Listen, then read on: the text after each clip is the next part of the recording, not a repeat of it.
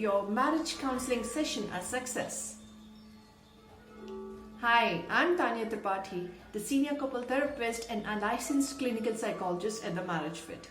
Today, this question sounds very difficult and very complicated, but trust me, it's not. It's just, how do you make your marriage counseling sessions a bigger success or more successful than they already are? The solution is very simple. It requires only a few skills and few things that you have to do every day and during your every session.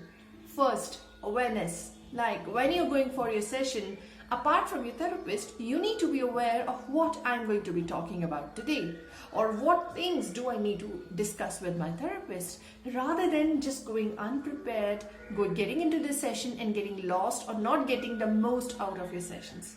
Second, being punctual.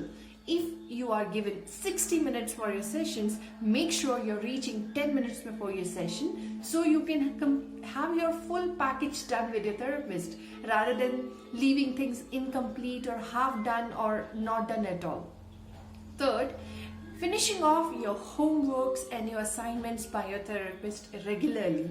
These homeworks assignments represent a great deal of the progress you will be making in your sessions and with your therapist. If the homeworks are not done, you have not completed your previous sessions successfully, because these homeworks have some importance that the therapist feels you need to work on.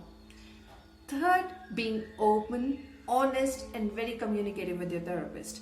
Do not think about what my therapist would feel, would think, but the purpose of this session is for you to voice out your own feelings so you can understand them better, you can find ways to help yourself around it.